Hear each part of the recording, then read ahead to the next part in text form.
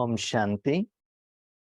आज के वरदान, बाप दादा के वरदान अपने प्यारे बच्चों के प्रति। डेट 12 जुलाई 2023।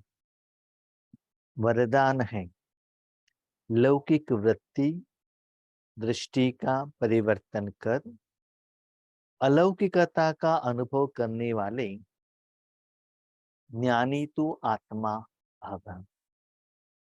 लौकिक वृत्ति दृष्टि का परिवर्तन कर अलौकिकता का अनुभव करने वाले ज्ञानी तू आत्मा भव। आत्मा का ज्ञान परमात्मा ने दिया, हम ज्ञानी बन गए। सृष्टि नाटक चक्र का भी भगवान ने हमको ज्ञान तो दे दिया है, लेकिन उस ज्ञान को डे टू डे लाइफ में हम कितना धारणा कर रहे हैं। ज्ञानी आत्मा तो है, ज्ञानी तू आत्मा माना उस ज्ञान को आत्मा जहां एप्लीकेशन करना चाहिए, यूज करना चाहिए, यूज करते हुए कर्म करके उस कर्मों का फल को अनुभव करना, माना ज्ञान स्वरूप आत्मा धारण किया है। तो कैसे करना है, एक बात बाबा मुरली में कह रहे हैं इस वरदान में। लौकिक में हम क्या करते हैं, पैसे कमाने के लिए जाते हैं, शरीर की तरफ अटेंशन रखते हैं और अपने परिवार को हम क्या करते हैं, बाबा मेरे बच्चों को इंजीनियरिंग सीट दिलाओ ना, बेटे को शादी कराओ ना। तो ये बताइए, लौकिक हुआ कि अलौकिक हुआ? आपको क्या जॉब दिया था, क्या दिया था जॉब? बाबा ने आपको जन्म दिया, पालना दी, इसके लिए, ईश्वरीय काम के लिए। अभी आप जज बन गए हैं, जज की सीट पर बैठे हैं, तो आपके आगे भले आपको पत्नी आती है, बेटा आता है, लेकिन पत्नी और बेटे के रूप में आपको नहीं देखना है। जो IPC section, Indian penal code, जो लॉ कहता है, उसके आधार पर ही आपको जॉब मेंटेन करना पड़ेगा ना। तो ऐसे ही अपनी वृत्ति को चेंज करो। अभी तक हमारा वृत्ति क्या था, स्थूल की तरफ, शरीर के लिए जो पैसे कमाई करके क्या करो, सेविंग्स करके रखो, बिल्डिंग बना के रखो, कपड़े रखो, इसे उसके तरफ था, माना साधन के लिए, तन धन जन के लिए था। तो आज बाबा ने हम लोगों को ट्रेनिंग दिया है आत्मा के लिए। अभी दृष्टि परिवर्तन करो। अभी तक हम कैसे देखते थे, स्त्री है, पुरुष है, ये आंध्रा वाले हैं, ये कर्नाटका वाले हैं, ये इंडियन है, ये फॉरेनर है, ये गरीब है, ये पैसे वाले हैं। अभी कैसे देखना है, आत्मा समझ कर देखो। परमात्मा के शक्ति देकर लेकर जो भी आत्माएं आते हैं उनको आत्मा का शक्ति दे दो। आत्मिक वृत्ति, वो सोचो, जब हम बाबा के घर में जाते हैं तब तुरंत हमारा वृत्ति संस्कार चेंज होता है। किसी को नहीं पूछते आप किस जात का है, किस धर्म के हैं, नहीं पूछते हैं। वहां जाकर सभी मिलकर सेवा करते हैं, सभी मिलकर भोजन खाते हैं। वही तुरंत 1 घंटे के बाद अलौकिक में चले जाओ, वहां क्या होता है ना, ये अलग वो अलग, डिफरेंशिएशन शुरू होता है, क्योंकि आत्मा उसके संस्कार के अनुसार वहां वो धारणा कर लेती है। ये ऊंच कास्ट वाले हैं, नीचे कास्ट वाले हैं। तो अपने वृत्ति और दृष्टि दोनों को परिवर्तन करो। जैसे आप बेटी रहते हैं तब आपको वृत्ति अलग है, माँ बनते हैं तो वृत्ति अलग है। क्या है भाई वृत्ति चेंज? सिंपल, बेटी बनते हैं तो आप किसी के ऊपर गुस्सा करने का अधिकार है, माँ बनते ही सहन करने का अधिकार है, चुपचाप सुनना पड़ेगा। बेटी है तो सभी को डांटेंगे, पिता को भी डांटेंगे, माँ को भी डांटेंगे, सभी को डांटेंगे। पत्नी होने के बाद जो भी सुनते हैं ना, वो चुपचाप सुनना पड़ेगा।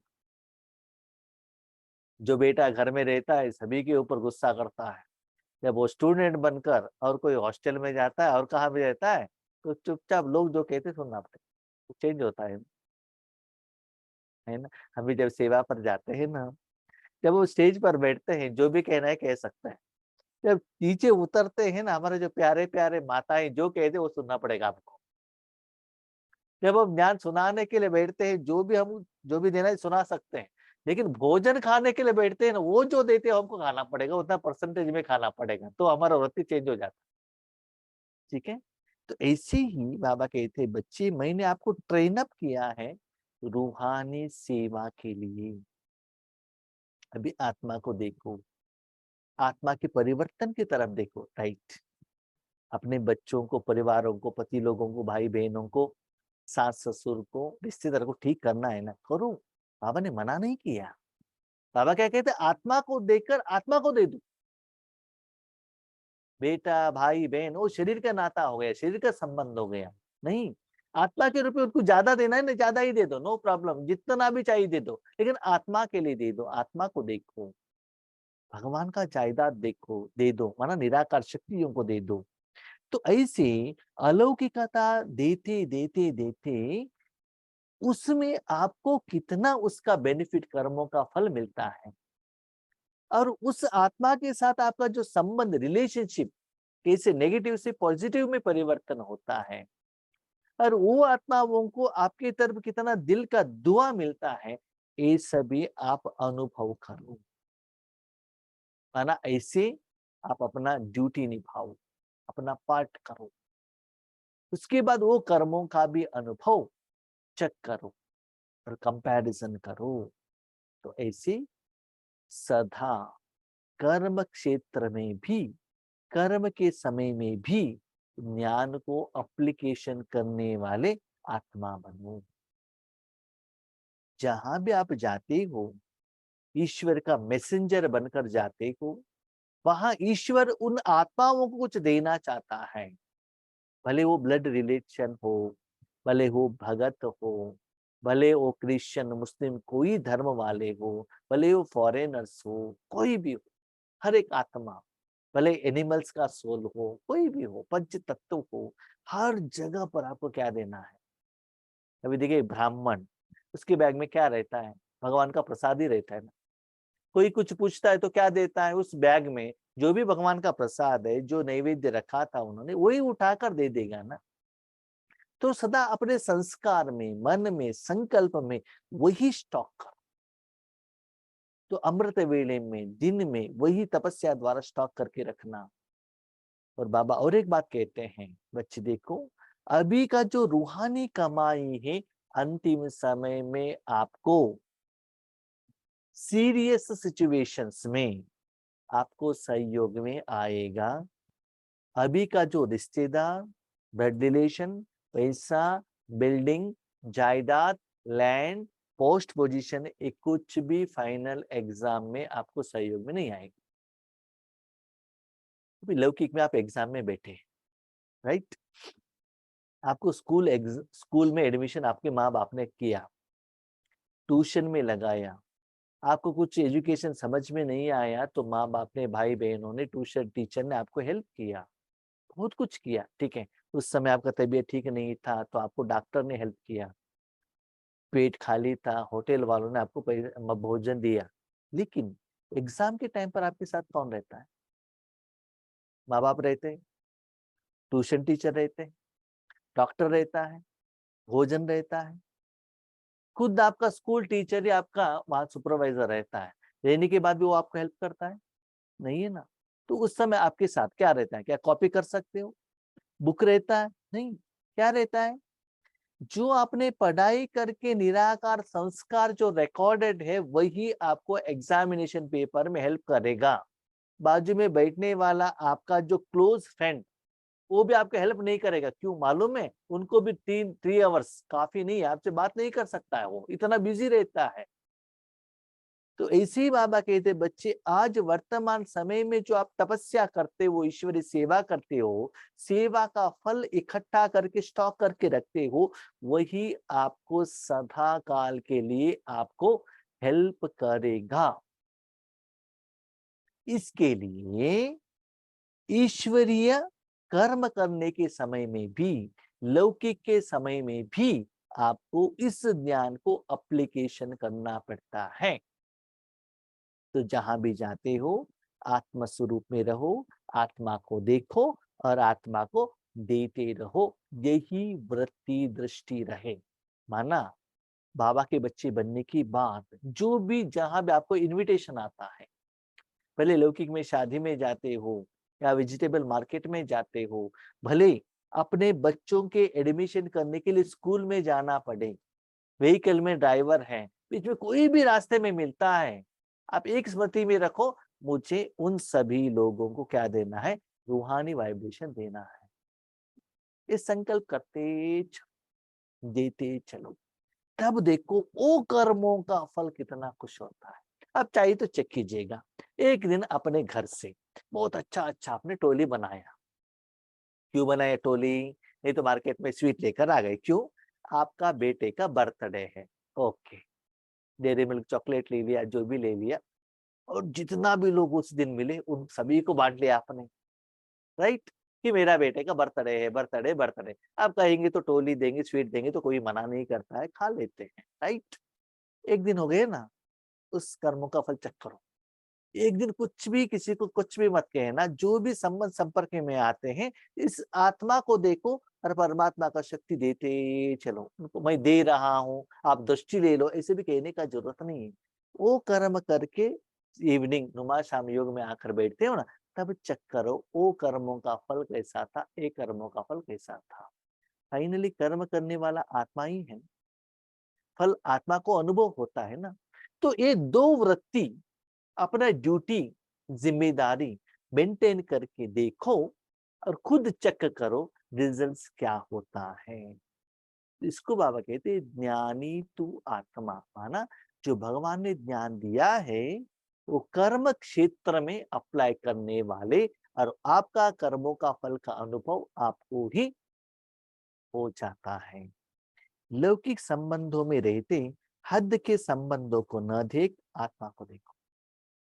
हद का भाई बहन जो भी है उसको मत देखना, चाहे वो संबंध आपसे भी बड़े हो या छोटे हो।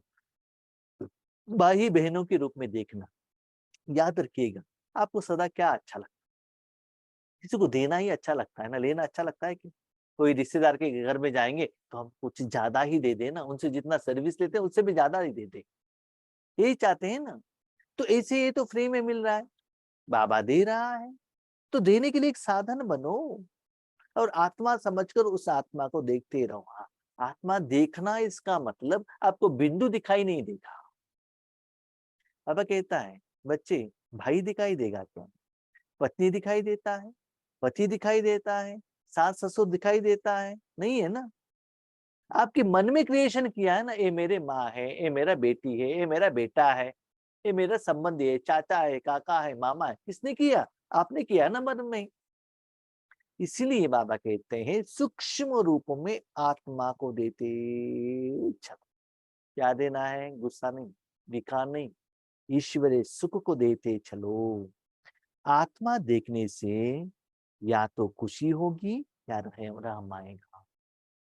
बाबा ये आत्मा कितना दुखी है, इसको ठीक करो ना, ऐसे संकल्प आएगा। उनमें जो कमियां है तो कभी कभी उनको देखने से खुशी होता है, यस ये मेरा भाई है, इतना अच्छा साधना कर रहा है, इतना अच्छा ईश्वरी सेवा कर रहा है, इतना पवित्र है, कितना सद्गुणों को धारणा कर रहा है, कितना स्टॉक रखा है। आपको एक अभिमान आएगा उसकी तरफ। एक तो उनको देखकर खुशी होगी। किनको देखकर खुशी होगी? जो हमारा ईश्वरी परिवार के वाले लोग हैं। अभी देखिए खुशी किसमें होगी, रहम किसमें आएगा?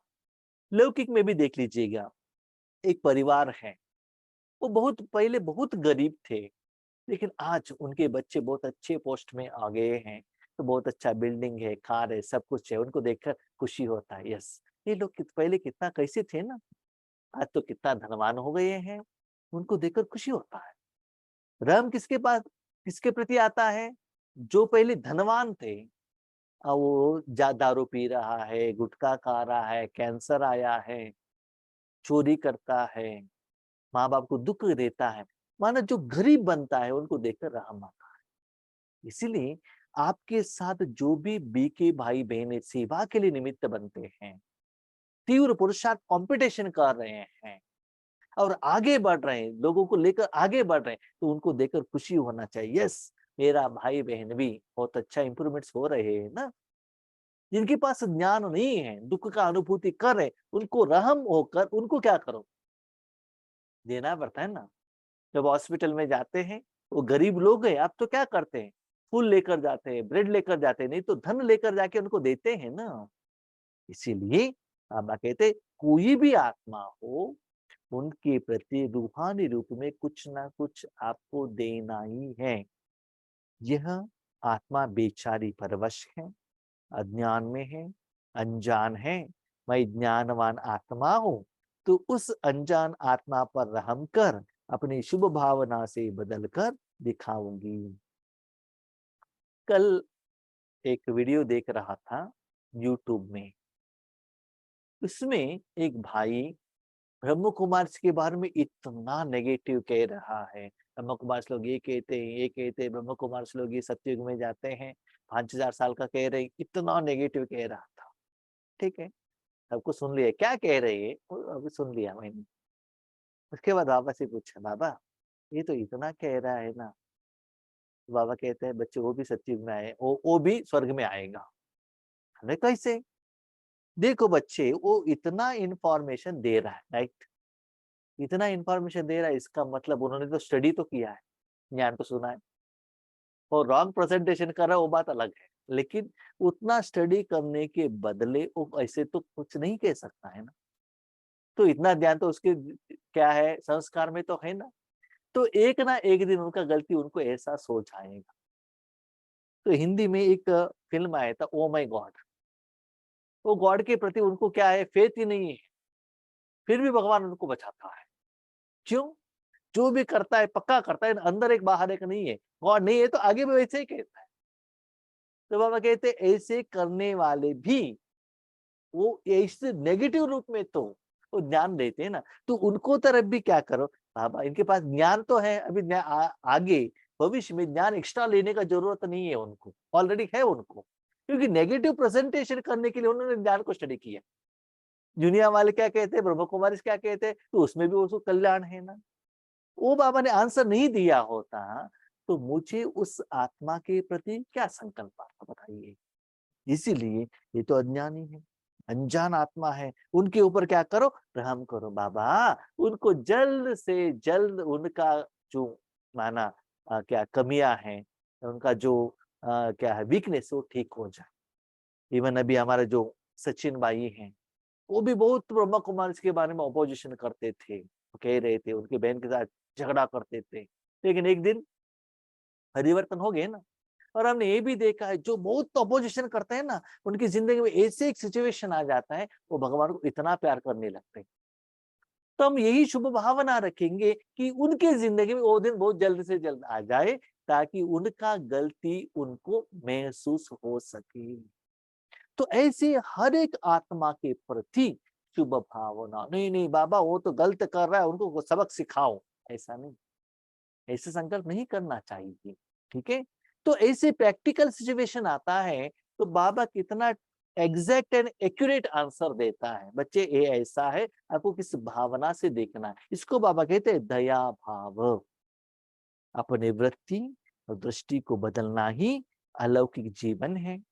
जो काम अज्ञानी करते वह आप ज्ञानी तू आत्मा नहीं कर सकते। लौकिक में क्या होता है ना, उनके ऊपर कुछ दया दिखाना है तो कुछ साधन देते हैं, धन देते हैं, फिर कुछ बातें करते हैं। जरूरत हो तो कर सकते हैं, नो प्रॉब्लम, लेकिन ईश्वरी सेवार्थ याद रखिएगा। नहीं तो मनसा सेवा आप कर सकते हैं, उनका परिवर्तन कर सकते हैं। तो बाबा कहते हैं अपकारी पर भी उपकार करो, उनका गलती नहीं है, उनको अनुभूति नहीं हो रहा है, इसीलिए वो लोग ऐसे कह रहे, क्योंकि इतना दिन तक उनमें वो संस्कार आया है। ठीक है, इसीलिए कोई भी आत्मा हो, लेकिन उनके प्रति आपको दया भाव रखना पड़ेगा और उसके प्रति वृत्ति और दृष्टि को परिवर्तन करना पड़ेगा।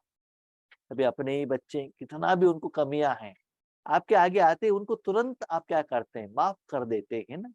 तो वैसे ही आप क्या करो, उस आत्मा का भगवान का शक्ति खिलाते चलो, खिलाते चलो, खिलाते चलो।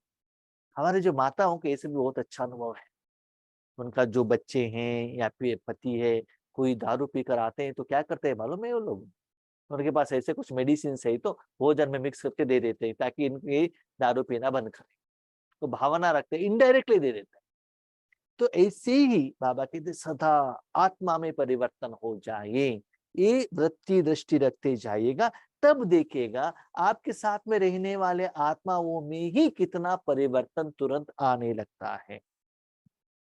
आपके संग का रंग उन्हें लगना चाहिए। वो आज स्वरूप में आप रहते ही जाएंगे तो आप कितना खुश हो, उतना खुशी उनको मिलता ही रहेगा।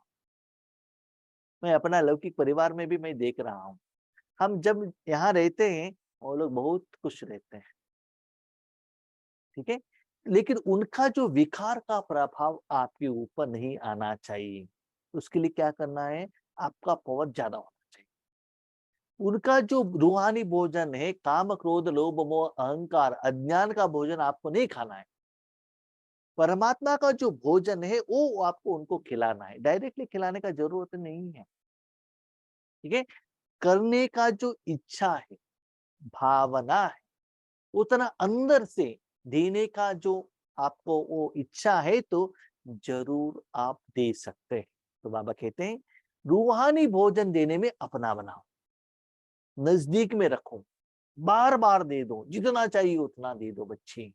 तब देखो संबंधों में, संस्कारों में, संसार में और घर का वायुमंडल में, वातावरण में और खुशी में इतना परिवर्तन आता है। चक्कर, आप राजयोगी जीवन वाले हो ना, ठीक है, तो इसको क्या करो, चक करते चलो। आज का स्लोगन, अपने श्रेष्ठ कर्म से विश्व पिता का नाम बाला करना ही विश्व कल्याणकारी बनना है। ऊपर जो बाबा ने कहा इसको बाबा कहते श्रेष्ठ कर्म। इसका मतलब जो बाबा का याद है सिर्फ याद में, योग में मत रखना, उसको कर्म में कन्वर्शन करना। माना योग को शक्ति द्वारा उसको परिवर्तन करके डे टू डे लाइफ में लेकर आके उसको क्या करो, किसी को दे दो। मन आपके पास भोजन बनाने का ज्ञान है, ज्ञान लेकर क्या करने का है, भोजन बनाओ, टेस्टी टेस्टी भोजन बनाओ, खुद खाओ और अपने परिवार वालों को खिलाओ, और जो भी रिश्तेदार आते हैं उनको खिलाओ, जहां भी जाते वो लेकर जाके उनको खिलाओ। कभी कभी हम लोग क्या करते हैं ना, हमारे गांव में जो स्पेशल फूड रहता है वो लेकर जाके बैग में रखते हैं, जहां भी जाते ले लेते हैं, ये लीजिए ये लीजिए ये लीजिए। क्यों, ये आपके गांव में नहीं मिलता, हमारे गांव में ही मिलता है, खा लीजिए, टेस्ट कीजिएगा। तो ऐसे ही रूहानी भोजन सभी लोग नहीं बना सकते, विधि सभी को मालूम नहीं रहता है। तो अभी आप भगवान से मांग रहे हो दे दो करके, या किसी ने बनाया हुआ लेकर खा रहे हो, या देने के लिए निमित्त बने हो, चेक करो। तो ऐसे श्रेष्ठ कर्म से विश्व पिता का नाम फेमस करो। आज हम बाबा से बात कर रहे थे नुमा शाम योग में, तो हमने कहा बाबा अब रघुट में आकर बैठ जाओ, जो करना है वो करो। उसके बाद हमने कहा बाबा इसको विधि को क्या कहते हैं, ये याद है क्या, नहीं। योग है क्या, नहीं। ईश्वरी जीवन है क्या, नहीं। याद भी नहीं, योग भी नहीं, ईश्वरी जीवन भी नहीं, तो ये क्या है, ये विधि क्या है। जो बाबा को बिठाया और बाबा को कहा आपको जो करना है करो। याद करना माना अपने मन को परमात्मा में रखना, उसको याद कहते हैं। योग माना क्या है, बाबा के साथ शक्ति को लेना, बाबा के साथ कनेक्शन में रखना, इसको कहते हैं योग। जीवन माना क्या है, अपने जिंदगी में भगवान को साथ में रखकर उनसे श्रीमत लेते हुए, शक्ति लेते हुए अपने सारे जिंदगी में भगवान को यूज करना, इसको कहते हैं जीवन। तो ये क्या है, तो बाबा ने कहा उसको सर्व समर्पण करते कहते हैं, साक्षात्कार मूर्त का स्टेज कहते हैं। वहां आपका कुछ है ही नहीं, ना आप याद कर रहे हो, ना योग लगा रहे हो, आपका स्वार्थ कुछ है नहीं, सदा लोगों के लिए है, सभी लोगों के लिए सारे सब कुछ भगवान को अर्पण कर लिया, जो भी करना है आप करो। तो ऐसे विधि को चेंज करते हुए अपने कर्म से विश्व पिता का नाम फेमस करना है, तो बाबा कहता है मेरा नाम आप प्रसिद्ध करने का कोई जरूरत नहीं है, मुझे मेरा काम करने के लिए जगह दे दो, मैं मेरा नाम क्या करता हूँ, फेमस करके मैं चला जाता हूँ। तो बाबा कहते हैं अभी तक ब्रह्म कुमारियों ने क्या किया, शिव बाबा को यूज करके ब्रह्म कुमारी फेमस हो गई, लेकिन ब्रह्म कुमारी लोगों ने अपने पिता शिव का अभी भी फेमस नहीं किया है, इसलिए उनको खुद आना पड़ रहा है, खुद ही उनको पाठ निभाना है। इसीलिए उस जगह को बाबा को दे दो, विश्व पिता। वहां बैठकर बाबा को कहो बाबा यहाँ बैठे हो ना, सारे विश्व को, जड़ और चैतन्य चीज को आपको जो देना है वो दे दो। जो आप दे रहे हो कैसे दे रहे हो, किरणें द्वारा दे रहे हो, कलर द्वारा दे रहे हो, उसमें मैं बीच में नहीं आता हूँ। अभी क्वेश्चन, संगम युग में है, बाबा आपके साथ में है, बाबा दे रहा है कि नहीं दे रहा है कैसे पता चलेगा, ये भी मैंने क्वेश्चन पूछा। ये सब कुछ हमने आपको दे दिया, आप आगे करने लगे, हमको कैसे पता चलेगा? तुरंत बाबा का आंसर, बच्चे देखो एक बर्तन में भोजन बना रहे हैं, स्टोव के ऊपर रखे हैं, क्या बर्तन को गर्मी का अनुभव नहीं होता है क्या? होता है। वही बर्तन को लेकर आके फ्रिज में रखा, क्या ठंडी का एहसास नहीं होता है क्या? होता है। तो जब आप मेरे साथ कनेक्शन में हो, मैं आपको यूज कर रहा हूं, तो आपको अनुभव होता है कि नहीं होता है? होता है। बर्तन गर्म होता है, लेकिन अंदर क्या क्या आइटम है भले बर्तन को मालूम नहीं रहेगा, लेकिन गर्म तो होगा ना आग के कारण। इसीलिए मैं आपको यूज कर रहा हूँ बच्चे, ये 100% गारंटी है, बाबा में वो जो सप्त गुण है वो आपका अनुभूति होगा ही, क्योंकि आपका मन बुद्धि द्वारा, उसके द्वारा मैं यूज कर रहा हूँ ना, आपके बाजू में मैं बैठा हूँ ना, उसकी तरफ अटेंशन रखेंगे तो जरूर वो सप्त गुणों का अनुभव आपको होता रहेगा। सिर्फ उसके तरफ अटेंशन अटेंशन रखो, बस अब कुछ काम करने का जरूरत नहीं, सिर्फ अटेंशन रखो। एक बर्तन को स्टोव के ऊपर रखा है, आप ये बताइए बर्तन क्या कर रहा है? बर्तन क्या कर रहा है? वो कर्म करने वाले व्यक्ति ने बर्तन को लेकर आके स्टोव के ऊपर रखा है, बस। बर्तन कुछ नहीं कर रहा है, जिसके साथ कनेक्टेड है उसका अनुभव वो कर रहा है। वैसे आत्मा क्या होता है, 5000 साल में इस दुनिया में आने के बाद जिसके साथ भी कनेक्टेड होता है, उसमें जो गुण है अवगुण है जो भी, वो अनुभव करता ही रहता है। क्यों ना हम भगवान के साथ कनेक्ट रहते हुए, ज्ञानी होकर, अनुभवी होकर, अपने मन बुद्धि को सबसे हटाकर भगवान के साथ बिजनेस क्यों ना करें, प्रॉफिट क्यों ना लें, अच्छा जॉब क्यों ना करें, जो कल्याण का काम क्यों ना करें, हमारा विकर्म विनाश क्यों ना करें। इसलिए मन को परमात्मा के साथ में रखो और भगवान को अपना काम करने के लिए परमिशन दे दो। ज्यादा समय बाबा को वहां बिठाओ तो बाबा का काम बाबा ही करा लेगा। ओके।